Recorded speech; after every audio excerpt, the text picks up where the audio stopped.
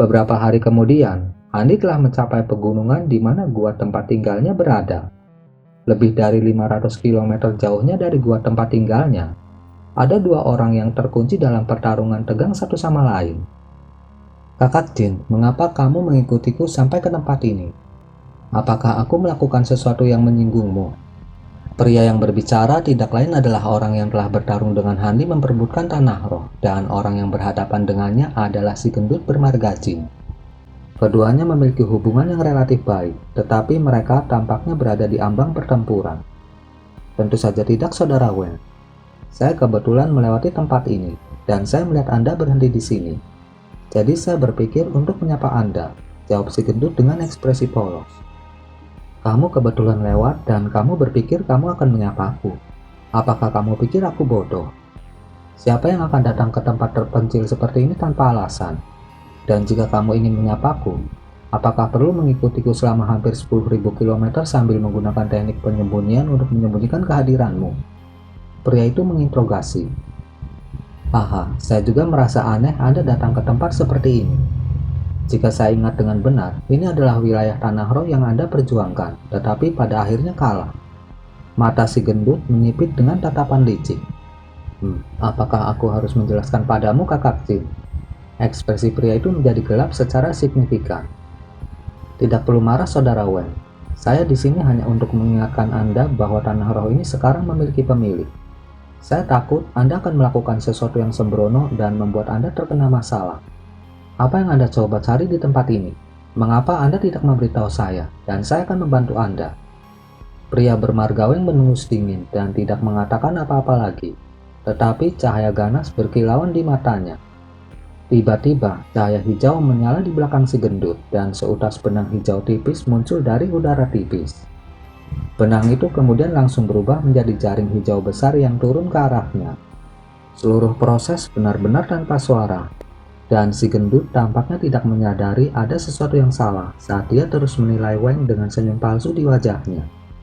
Ekspresi Wang tetap sama sekali tidak berubah, tetapi dalam hati dia sangat gembira. Dia diam-diam memanggil belati terbang biru ke tangannya yang disembunyikan oleh lengan bajunya, bersiap untuk membunuh si gendut dengan belati itu segera setelah dia tertangkap oleh jaring. Namun ketika jaring hanya beberapa puluh kaki jauhnya dari kepala si gendut, pergantian peristiwa yang mencengangkan tiba-tiba terjadi. Sebuah dentuman tumpul meletus saat cahaya spiritual yang cemerlang terpancar dari rambut si gendut. Hamparan cahaya keemasan yang luas muncul sebelum bermanifestasi menjadi tangan emas besar yang menangkap jaring hijau. Cahaya keemasan dan hijau terjalin satu sama lain, menciptakan serangkaian suara gemeretak dan letupan yang aneh. "Apakah kamu iblis tua Jin?" "Seperti yang diharapkan, kamu benar-benar datang juga iblis tua Ming." Dua suara terdengar hampir bersamaan dari dalam cahaya hijau dan keemasan. Hanya saja satu suara agak terkejut, sementara yang lain percaya diri dan yakin. Segera setelah itu, baik tangan emas besar dan jaring hijau menembak kembali sekaligus. Cahaya spiritual surut untuk mengungkapkan ular naga hijau kecil serta sosok manusia mini yang tingginya hanya sekitar setengah kaki. Ular naga kecil itu tidak lain adalah avatar milik guru pria dengan nama keluarga Wang. Sosok manusia mini mengenakan satu set jubah Taois emas dengan pedang kayu mini diikatkan ke punggungnya. Wajahnya telah sepenuhnya dikaburkan oleh cahaya keruh, membuat penampilan aslinya tidak mungkin untuk dilihat. Namun, orang bisa merasakan bahwa itu sepertinya makhluk yang agak tua. "Kamu menggunakan teknik membelah jiwa. Kamu bahkan telah menggunakan avatar spiritual ini yang akan kamu gunakan untuk menghindari kesengsaraan surgawimu berikutnya. Tidakkah kamu takut kamu tidak akan bisa melampaui kesengsaraanmu berikutnya?" Ular naga hijau bertanya dengan suara dingin saat mengamati sosok manusia mini. "Hehe, kamu tidak perlu khawatir tentang itu rekan Daoisme. Tuan Seribu Harta Karun adalah makhluk kuat yang sangat terkenal selama masanya. Dan harta yang dia bawa sangat terkenal di antara kedua ras. Selama aku bisa mendapatkan 2 atau 3 dari mereka, aku tidak perlu khawatir tentang transendensi kesengsaraanku berikutnya." "Bukankah Anda mengirim avatar ke sini juga?" Sosok manusia mini itu tertawa. "Kamu juga tahu tentang Guru Seribu Harta Karun?" seru naga hijau. Sementara itu, si gendut dan pria bermarga Wang berdiri di samping dengan ekspresi hormat di wajah mereka, tidak berani menyela pembicaraan itu. Anda tidak perlu tahu bagaimana saya bisa mendapatkan informasi ini. Namun, Anda dapat yakin bahwa hanya Anda dan saya yang mengetahui hal ini. Bagaimana kalau kita bergabung dan bekerja sama untuk mengamankan harta karun itu? Sosok manusia mini menyarankan. Amankan harta bersama. Jika Anda memiliki beberapa petunjuk konkret, mengapa Anda perlu bekerja sama dengan kami? Memang, saya tidak yakin dengan detail pastinya. Tetapi itu cukup selama Anda memiliki informasi seperti itu kan, Saudara Ming? Sosok manusia mini menjawab. Kau mengancamku, suara naga hijau segera mendingin. Saya tidak berani melakukan hal seperti itu. Saya hanya mengusulkan kerjasama, yang berarti saya bermaksud membantu Anda dalam mencari harta karun. Setelah kita menemukannya, kita akan membaginya secara merata. Itu akan membuat ikatan di antara kita menjadi lebih erat. Bukankah itu situasi yang saling menguntungkan? Sosok manusia buru-buru menggelengkan kepalanya dan melambaikan tangannya. Kamu? Ada yang datang. Naga hijau ingin menjawab dengan marah, tetapi ekspresinya tiba-tiba berubah ketika tiba-tiba berbalik ke arah tertentu.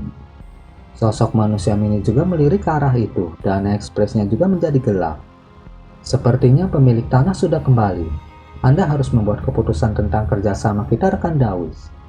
Jika tidak, jika keadaan menjadi tidak terkendali dan monster tua dari kota surga dalam diperingatkan, usaha kita akan sia-sia. Menurut aturan kota surga dalam, semua harta yang ditemukan di sebidang tanah roh adalah milik pemilik tanah itu, desak sosok manusia mini dengan suara serius. Ekspresi naga hijau berubah beberapa kali sebelum menghela nafas dengan pasrah dan menjawab. Baiklah, saya akan menyetujui kerjasama untuk saat ini, tetapi harta itu pasti tidak dapat dibagi rata di antara kita. Adapun kondisi spesifiknya, kita akan membahas itu di tempat lain. Namun, kita tidak bisa tinggal di tempat ini lebih lama lagi. Saya mendengar dari murid saya bahwa meskipun pemilik sebidang tanah ini hanya seorang kultivator transformasi dewa, dia memiliki indera spiritual yang cukup kuat. Mari kita berhati-hati agar tidak ketahuan olehnya. Haha, hanya itu yang perlu kudengar. Ayo pergi. Sosok manusia mini mengangguk dengan sikap puas sebelum meraih udara, di mana payung ungu kecil muncul dalam genggamannya. Payung itu diayunkan dengan lembut di udara, yang kemudian berubah menjadi petak cahaya ungu. Cahaya ungu menyelimuti dirinya dan si gendut, di mana keduanya menghilang di tempat. Itu payung mapel ungu. Saya tidak berpikir dia akan membawa harta roh yang begitu kuat ke sini. Sepertinya dia benar-benar siap. Ayo keluar dari tempat ini juga. Naga hijau goyah awalnya saat melihat payung, sebelum membuka mulutnya dengan cara yang agak suram untuk menghasilkan bendera 5 warna kecil. Bendera itu berputar di tempat sebelum mewujudkan awan 5 warna yang menyapu ke arah mereka berdua, lalu menggali ke dalam tanah dan menghilang.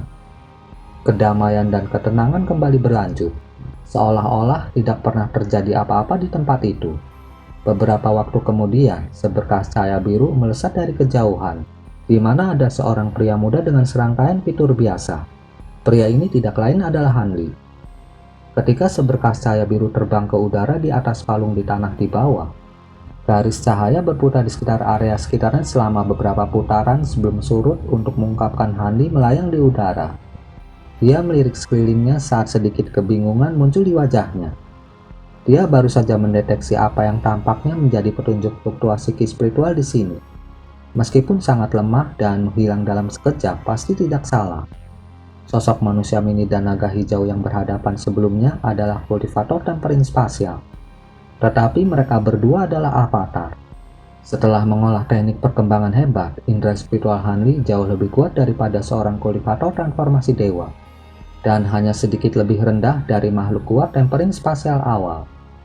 Karena itu, meskipun mereka bertindak sangat cepat, Hanli masih bisa mendeteksi ada sesuatu yang salah, dan langsung melesat ke sini beberapa kali dari kecepatan aslinya, tetapi dia masih terlambat.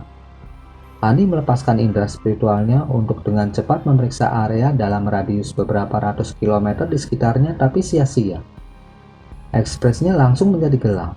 Setelah berhenti di udara dan merenungkan dirinya sendiri untuk waktu yang lama, Hanli tiba-tiba tertawa dingin saat dia melesat langsung menuju tempat tinggal guanya sebagai seberkas cahaya biru.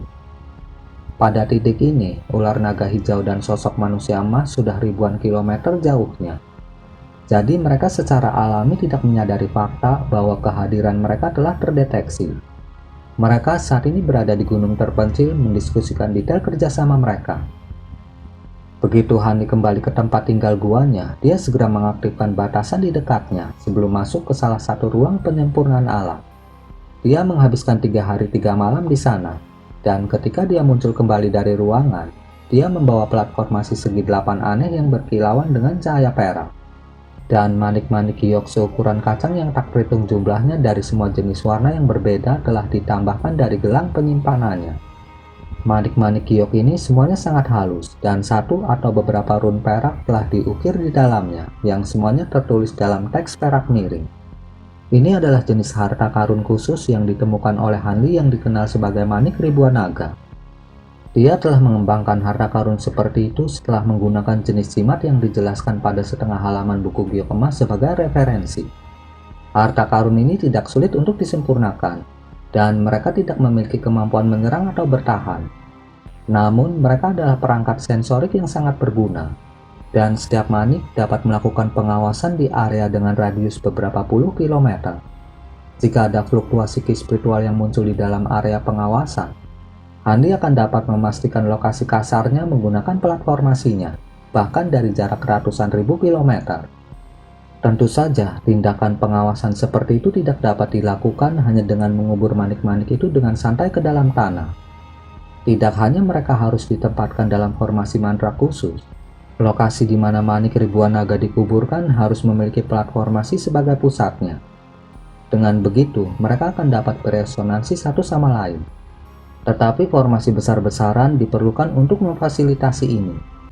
Adapun seberapa besar formasi itu secara alami tergantung pada berapa banyak manik-manik ribuan naga yang akan dikubur Hanli. Dalam keadaan normal, jika seseorang mencoba dan melakukan pengawasan atas seluruh wilayah tanah roh, hanya pengeluaran batu roh yang dibutuhkan akan benar-benar fantastis. Bahkan dengan kekayaan besar Hanli, jika formasi pengawasan seperti itu terus-menerus beraksi, itu hanya akan memakan waktu beberapa tahun sebelum seluruh pasokan batu roh Hanli habis. Hani telah memeriksa beberapa batasan di kota surga dalam yang telah menggunakan teks perak miring, dan dia menemukan bahwa meskipun beberapa dari batasan itu memiliki kemampuan yang mirip dengan manik ribuan naga miliknya, mereka pasti tidak sekecil ini dan bijaksana. Dengan demikian, meskipun harta ini mudah untuk disempurnakan, mereka benar-benar unik. Tentu saja, kesederhanaan yang disebutkan di sini relatif. Jika bukan karena informasi pada setengah halaman dari buku giok emas, tidak mungkin Hani bisa memperbaiki harta karun seperti itu. Kembali ke dunia manusia, Hani juga telah tergoda untuk memperbaiki satu set harta ini. Tapi sayangnya, salah satu bahan utama yang dibutuhkan tidak dapat ditemukan di dunia manusia lagi. Jadi dia hanya bisa menyerah pada rencana itu. Kembali ketika dia berada di pasar kota matahari terbenam, dia secara tidak sengaja menemukan bahan ini, dan itu tidak terlalu mahal. Jadi dia memutuskan untuk membeli semua bahan yang dibutuhkan untuk memperbaiki manik-manik ini. Melihat ke belakang sekarang, itu adalah keputusan yang bijaksana. Karena dia sudah tahu ada orang yang merencanakan sesuatu di tanah rohnya, dia secara alami tidak bisa membiarkan itu. Terlepas dari tindakan apa yang akan dia ambil, prioritas pertamanya adalah melakukan pengawasan terhadap orang-orang itu. Hani berangkat dari tempat tinggal guanya sebagai seberkas cahaya biru, lalu mengubur manik-manik ribuan naga yang tak terhitung jumlahnya dari gelang penyimpanannya jauh ke dalam tanah sesuai dengan pola tertentu dengan tempat tinggal guanya sebagai titik pusat. Pada kecepatannya saat ini, dia membutuhkan waktu kurang dari setengah hari untuk menetapkan batasan di hampir 2/3 dari seluruh wilayah tanah rohnya. Setelah itu, Handi kembali ke tempat tinggal guanya dan membuat formasi aneh di dalam aula tertentu. Lalu meletakkan platformasi segi 8 di tengah formasi itu. Dia kemudian menanamkan beberapa puluh batu roh bermutu tinggi di tanah di sekitar formasi sebelum melemparkan beberapa segel mantra untuk mengaktifkannya. Setelah ledakan dering rendah, semburan cahaya putih mulai muncul di seluruh formasi. Setelah itu, lapisan cahaya perak tiba-tiba muncul di atas platformasi segi 8. Di atas lapisan cahaya itu, bintik-bintik cahaya putih berkedip tanpa henti. Andi mengangguk dengan ekspresi puas setelah melihat itu sebelum berjalan ke ruang rahasia. Dia tidak tahu siapa yang masuk tanpa izin di tanah rohnya. Tetapi kemungkinan besar mereka ada hubungannya dengan kultivator yang telah dia kalahkan dalam pertempuran memperebutkan tanah roh. Sebelum menangkap petunjuk pasti, Hani menahan diri untuk tidak melakukan apapun yang bersifat sembrono dan memutuskan untuk mensurvei situasi dari bayang-bayang terlebih dahulu. Sekarang dia bersiap untuk memeriksa pola petir misterius itu, serta untuk memperbaiki jimat teks perak miring lainnya yang tertulis di setengah halaman buku giok emas. Tentu saja, dia juga harus memurnikan beberapa obat roh, termasuk pil giok bening. Hani memasuki ruang rahasia sebelum menutup pintu. Dia melangkah ke tengah ruangan sebelum duduk dengan kaki disilangkan. Dia mengangkat tangan dan menyikatnya di atas gelang penyimpanannya, dan selip batu giok, sapu tangan emas, dan manik-manik muncul. Hani menyuntikkan indera spiritualnya ke dalam selip batu giok terlebih dahulu, lalu dengan hati-hati memeriksa pola petir. Setelah itu, dia mengelus sapu tangan emas dan merenung sejenak sebelum melemparkannya ke udara. Setelah itu, Hani tiba-tiba membuka mulutnya untuk meledakkan bola api merah yang mengenai sapu tangan emas dengan akurasi yang tepat.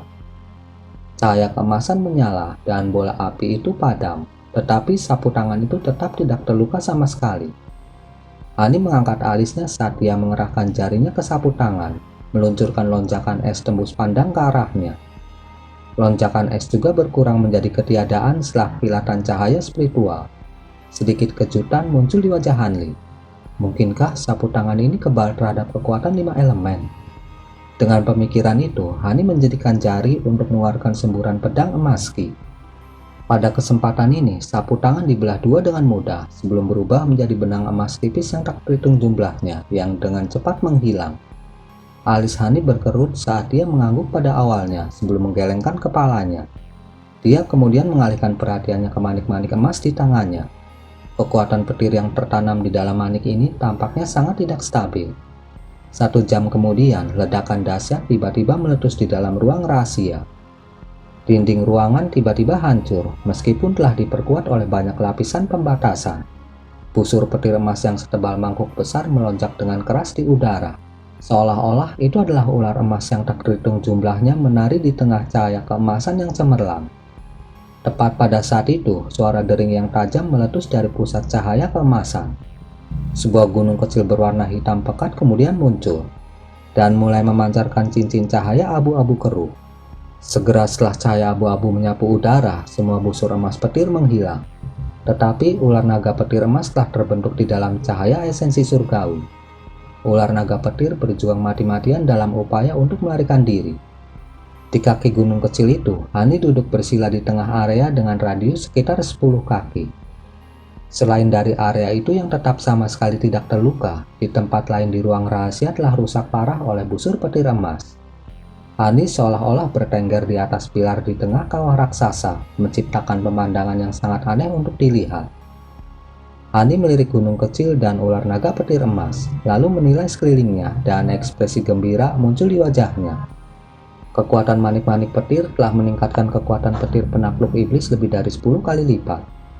Jika bukan karena fakta bahwa aku telah memasang penghalang cahaya gabungan esensi surgawi untuk melindungi diriku sebelumnya, aku akan telah terperangkap dalam kekuatannya. Jika aku dapat membuat beberapa manik-manik ini lagi, aku tidak memerlukan harta lainnya. Manik-manik ini akan dapat dengan mudah membunuh lawan dari basis kultivasi yang sama. Hani bergumam pada dirinya sendiri dengan ekspresi bersemangat di matanya. Namun pada masalah kekuatan petir, dia tampaknya memiliki lebih dari sekedar petir penakluk iblis. Sebuah pikiran tiba-tiba terlintas di benak Hani saat dia membuka mulutnya untuk mengeluarkan bola cahaya biru. Sebuah kuali kuno kecil melayang di dalam cahaya biru, dan itu tidak lain adalah kuali surgawi. Hani segera meletakkan tangan di atas kepalanya. Setelah itu, petak cahaya abu-abu keruh meletus, menyelimuti ular naga petir emas yang telah terperangkap oleh gunung kecil sebelum menariknya ke bawah. Ular naga petir emas benar-benar tidak berdaya untuk melawan, dan segera jatuh ke arah Hani. Hani kemudian mengarahkan jarinya ke kuali kecil yang melayang di depannya. Suara mendengung segera terdengar saat tutup kuali terbang dengan sendirinya. Cahaya abu-abu kemudian secara paksa memasukkan petir ke dalam kuali sebelum menghilang dengan sendirinya. Hani kemudian melambaikan tangan ke arah gunung kecil di atas dan menariknya kembali ke tubuhnya. Adapun kuali surgawi, dia tidak terburu-buru untuk menariknya. Sebaliknya, dia membiarkannya melayang di atas kepalanya. Hani memeriksa kekacauan di sekitar dan alisnya berkerut saat dia mengangkat tangan untuk memanggil boneka kera besar yang tingginya sekitar 20 kaki. Dia menyuntikkan gumpalan indera spiritualnya ke dalam boneka dan meninggalkannya dengan instruksi untuk memperbaiki ruang rahasia sebelum berjalan menuju ruang rahasia lainnya. Kuali surgawi melayang dekat di belakangnya. Setelah memasuki ruang rahasia baru, Hani duduk sekali lagi sebelum melambaikan tangan ke arah kuali kecil. Kuali surgawi mendesing langsung ke arahnya atas perintahnya. Cahaya biru cemerlang terpancar dari kuali kecil dan membengkak secara drastis hingga berukuran sekitar 10 kaki. Hani menjadikan jari ke arah kuali dan dentang samar terdengar. Semburan petir tiba-tiba meletus di dalam kuali saat bola cahaya perak yang kira-kira sebanding dengan ukuran kepala manusia mulai melepaskan busur petir yang menakjubkan. Sementara itu, kuali bergemuruh tanpa henti dan tampaknya lebih banyak bola petir tersimpan di dalamnya. Itu tidak lain adalah petir surgawi dua warna emas dan perak yang telah diekstraksi secara paksa oleh Hani selama kesengsaraan surgawi kecilnya. Petir ini tidak kalah dengan petir penakluk iblis, dan Hanli memilikinya dalam jumlah besar. Dengan demikian, akan ada bahan yang cukup bagi Hanli untuk bereksperimen dengan menyempurnakan lebih banyak manik-manik petir. Hani mengambil napas dalam-dalam sebelum mencentikkan 10 jarinya ke arah bola petir, di mana indera spiritualnya yang luar biasa melonjak seperti banjir. Bola petir perak segera berubah menjadi benang petir perak yang tak terhitung jumlahnya di tengah serangkaian ledakan gemuruh. Waktu berlalu dengan lambat, dan setelah apa yang tampak seperti sekejap mata, Hani telah menghabiskan setengah bulan di pengasingan di dalam ruang rahasia. Pada hari ini, platform segi 8 yang telah dipasang sebelumnya tiba-tiba mulai mengeluarkan suara dering. Pada saat yang sama, cahaya perak cemerlang mulai memancar darinya, dan layar cahaya perak juga muncul di udara. Pintu-pintu ruang rahasia segera terbuka, diikuti dengan seberkas cahaya biru yang melesat keluar. Muncul di aula tempat formasi itu berada hanya setelah beberapa kilatan. Cahaya mereda, dan Hanli terungkap mengenakan satu set jubah dua warna emas dan perak. Jubah itu tampaknya cukup sederhana dalam desain, tetapi ada tanda emas dan perak berkilauan di permukaannya, memberikan penampilan yang sangat hidup. Hani membalik tangan tanpa ekspresi untuk menghasilkan satu set jubah biru. Dia mengenakan jubah itu, dan jubah dua warna yang menutupi tubuhnya segera dikaburkan. Dia kemudian melangkah maju ke dalam formasi dan mengarahkan pandangannya ke layar cahaya perak. Di salah satu sudut layar cahaya, 4 bintik cahaya dengan warna berbeda tiba-tiba muncul, yang semuanya perlahan bergerak ke tengah layar perak. Cahaya dingin melintas di mata Hanli, tapi dia terus mengamati layar perak itu. Namun, ekspresinya menjadi gelap secara signifikan saat dia menyaksikan 4 bintik cahaya semakin dekat ke tempat tinggal guanya. 2 jam kemudian, 4 titik cahaya tiba-tiba berhenti sekitar 1000 km jauhnya dari gua tempat tinggalnya. Mereka kemudian berpisah dan mulai melakukan perjalanan melalui daerah sekitarnya. Hani mengelus dagunya setelah melihat itu sebelum tiba-tiba menggoyangkan lengan bajunya. Selusin kumbang pemakan emas ukuran kepalan tangan melesat keluar, mendesing di sekitar aula sebelum menghilang keluar pintu. Sementara itu, Hani melirik lagi ke layar cahaya sebelum keluar dari aula dan masuk kembali ke ruang rahasia. Dia melepas jubah birunya untuk mengungkapkan jubah dua warna itu lagi. Dia dengan lembut membelai ujung jubah dengan jarinya, di mana senyum muncul di wajahnya. Jubah petir ini telah disempurnakan setelah Hani menghabiskan hampir semua petir surgawi di kuali surgawi. Jubah ini dipenuhi dengan lebih dari 10 jenis rune pola petir, dan jika semuanya diaktifkan sekaligus, mereka bisa melepaskan kekuatan luar biasa. Ini sudah cukup untuk memenuhi syarat sebagai kartu truf baru Hanli. Adapun manik petir itu, dia memperbaiki selusin atau lebih dari itu juga. Dan jika mereka dilepaskan sekaligus, bahkan seorang kultivator tempering spasial kemungkinan besar harus melarikan diri dari tempat kejadian. Dengan itu, Hani telah tumbuh jauh lebih kuat dalam waktu singkat. Setelah berhenti sejenak untuk mempertimbangkan situasinya, Hani mengenakan jubah birunya lagi sebelum menyapukan tangannya ke gelang penyimpanannya untuk memanggil lencana batu giok putih seukuran telapak tangan. Itu tidak lain adalah setengah halaman dari buku giok emas. Setengah halaman berisi metode penyempurnaan untuk jimat gaib zenit tinggi yang pernah digunakan Hanli. Jimat surgawi 9 istana yang telah mengilhami penciptaan manik-manik ribuan naga, dan jimat boneka yang dikenal sebagai jimat asal armor. Ada juga jimat keempat dan terakhir yang dikenal sebagai jimat tombak surgawi. Dan itu adalah satu-satunya di setengah halaman yang memiliki sifat menyerang. Setelah eksperimennya dengan jimat gaib zenit tinggi, Hani telah secara kasar menguasai metode penyempurnaan. Meskipun tingkat keberhasilannya sangat rendah, selama dia mau menghabiskan banyak bahan, dia masih akan berhasil memperbaikinya. Jimat 9 istana surgawi adalah jimat abadi yang digunakan untuk menjebak musuh. Meskipun dia hanya mengumpulkan setengah dari metode penyempurnaannya, itu masih cukup baginya untuk menemukan manik-manik ribuan naga. Adapun dua jenis jimat terakhir, Hani benar-benar tidak tahu apa-apa tentang mereka. Namun saat Hani sedang mencari jimat boneka yang sudah jadi di pasar kota surga dalam, dia secara kebetulan menemukan poin kunci tentang jimat asal armor. Dengan pengetahuannya yang luas di bidang boneka, kemungkinan besar dia akan dapat membuat beberapa kemajuan dengan penelitian yang lebih menyeluruh di masa depan. Adapun jimat tombak surgawi, itu adalah jimat serangan atribut logam. Menurut informasi di setengah halaman buku giok emas, mengaktifkan jimat akan memungkinkan seseorang untuk memanifestasikan tombak surgawi dari alam abadi sejati, yang memiliki kekuatan untuk membelah bumi dan memisah lautan. Namun jimat ini sangat mendalam, dan Hani tidak dapat memahaminya di basis kultivasinya saat ini. Hani membelai lencana batu giok saat dia merenungkan situasinya. Ada banyak kultivator tingkat tinggi di kota surga dalam, banyak di antaranya lebih kuat darinya. Karena itu, yang terbaik adalah membuat sebanyak mungkin kartu truf untuk memastikan kelangsungan hidupnya. Sayangnya, dia tidak dapat memperbaiki 3 dari 4 jimat yang disebutkan di atas. Namun, bahkan hanya dengan jimat gaib zenit tinggi, dia sudah bisa menyembunyikan dirinya bahkan dari kultivator tempering spasial.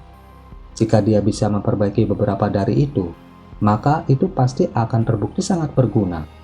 Adapun jimat lainnya, Hani tidak terburu-buru untuk memperbaikinya.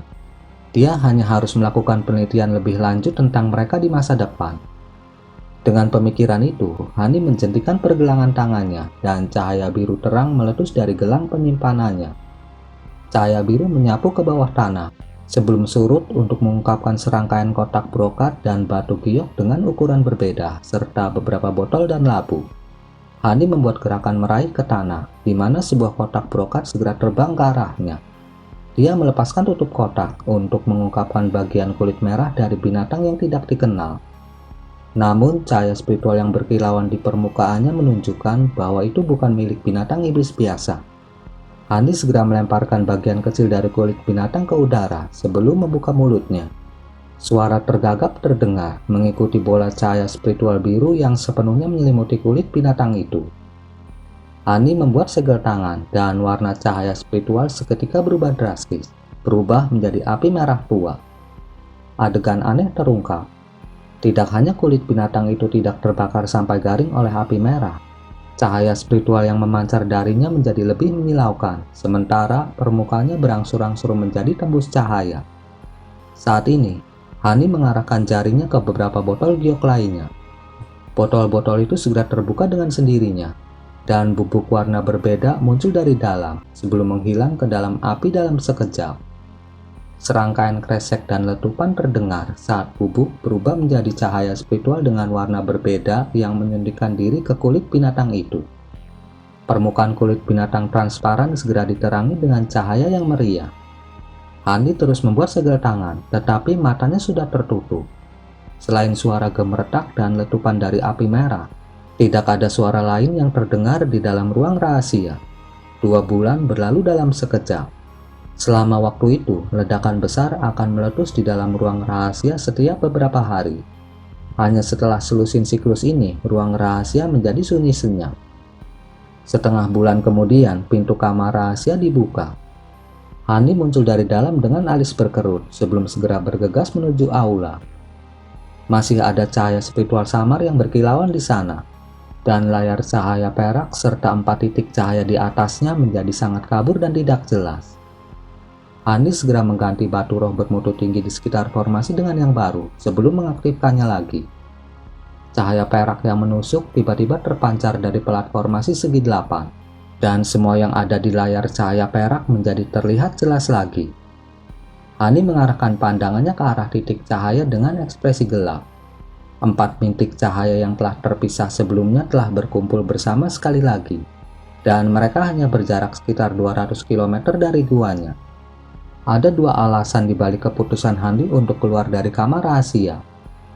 Pertama, dia akhirnya berhasil memperbaiki jimat gaib seni tinggi. Dan kedua, salah satu kumbang pemakan emas yang dia gunakan untuk mengawasi orang-orang itu telah menghilang.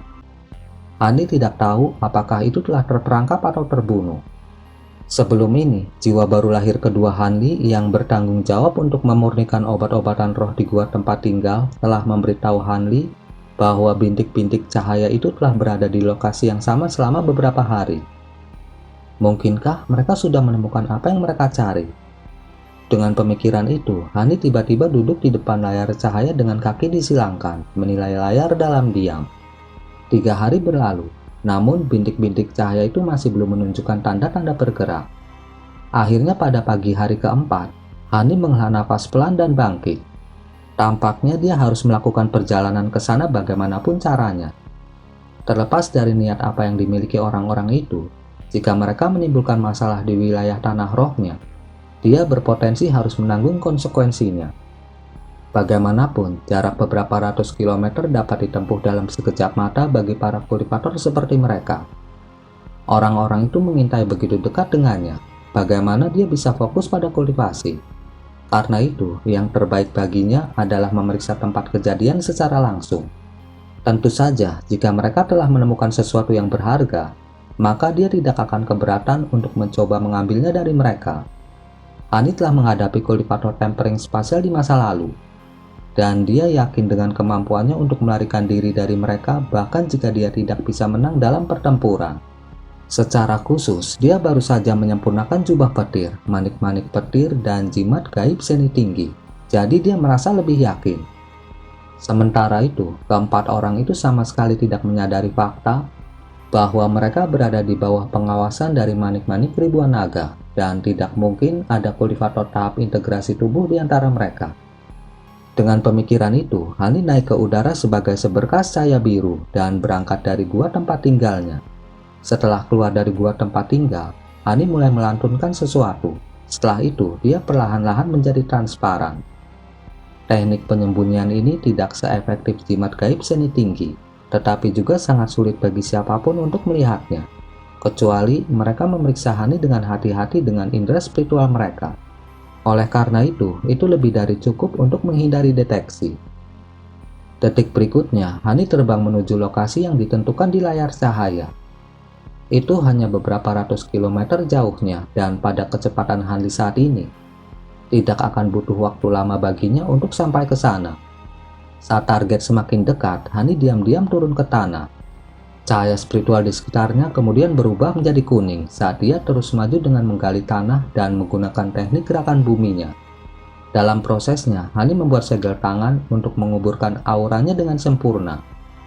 Setelah turun ke tanah hampir 10 km, Hani tiba-tiba berhenti dan matanya menyipit saat dia mengucapkan sesuatu tanpa suara. Bintik-bintik cahaya keemasan tiba-tiba melintas di dalam tanah di sekitarnya, saat beberapa kumbang pemakan emas muncul sebelum menghilang di balik lengan bajunya. Gumpalan indera spiritual yang telah dimasukkan ke dalam tubuh kumbang ditarik. Setelah itu, ekspresi aneh muncul di wajah Hanli. Jadi mereka benar-benar mencari sesuatu, tetapi aku tidak berpikir bahwa apa yang mereka cari ada di tempat itu. Melihat orang-orang ini dapat mendeteksi kumbang pemakan emasku dan membunuh salah satu dari mereka, pasti ada setidaknya satu tahap tempering spasial berada di antara mereka. Gumam Hani pada dirinya sendiri saat dia menundukkan kepalanya dalam pemikiran yang mendalam. Tiba-tiba dia menyapukan tangannya ke gelang penyimpanannya, dan cahaya spiritual melintas saat jimat ungu muncul di genggamannya. Jimat itu berkilauan dengan cahaya terang.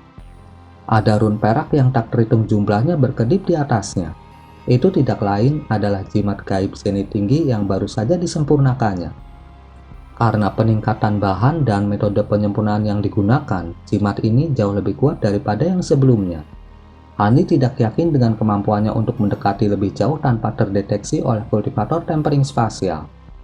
Karena itu, meskipun dia agak enggan menggunakan jimat ini, dia telah memutuskan untuk melakukannya. Dia harus memastikan dia akan terus tidak terdeteksi.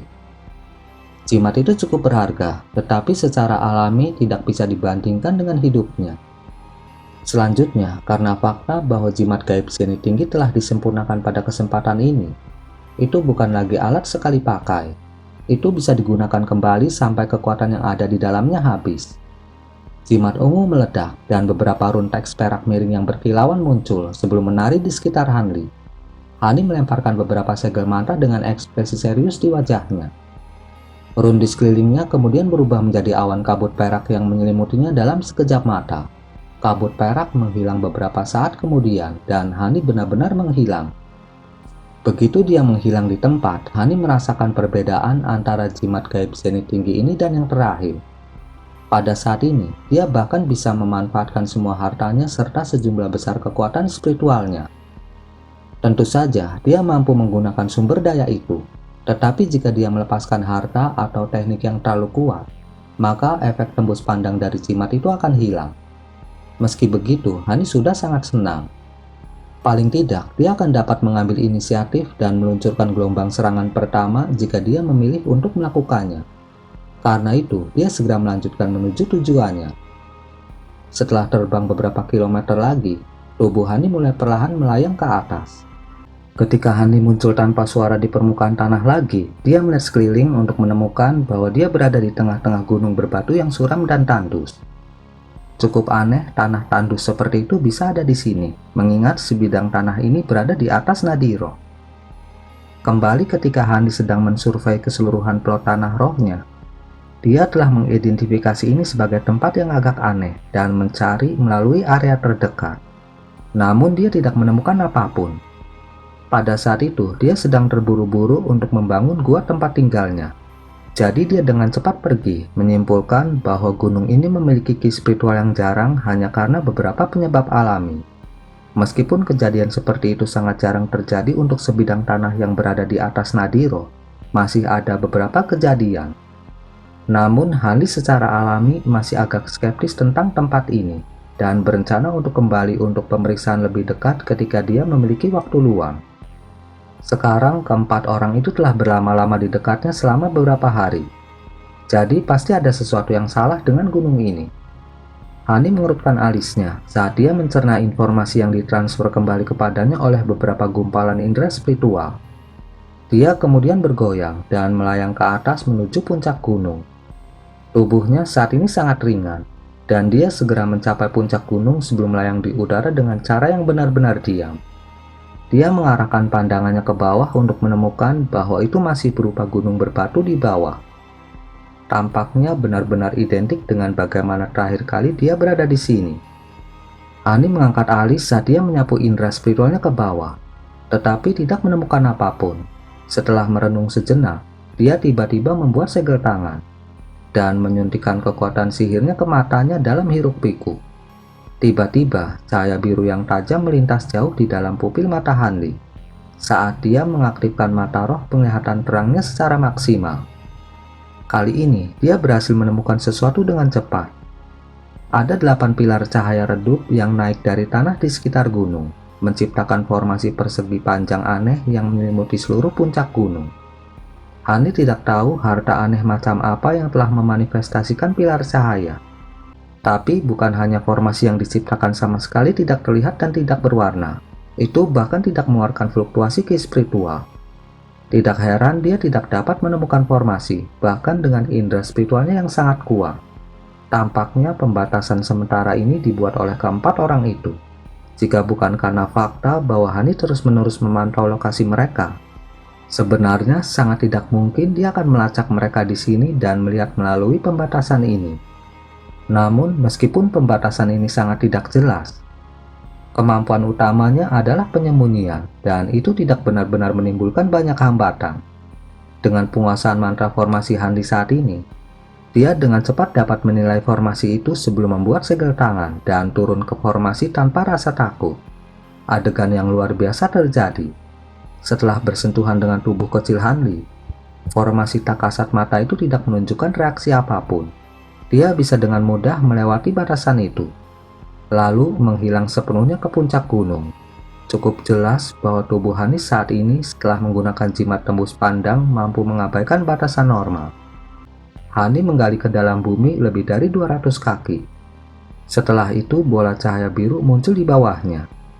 Itu hanya bola cahaya seukuran kepala, tapi sepertinya ada pusaran yang berputar di dalamnya. Hanli cukup tertarik dan dia perlahan mendekatinya untuk melihat lebih dekat. Sangat mengejutkan Hanli, begitu dia mulai mendekat, pusaran di dalam bola cahaya biru sepertinya telah mendeteksi kehadirannya.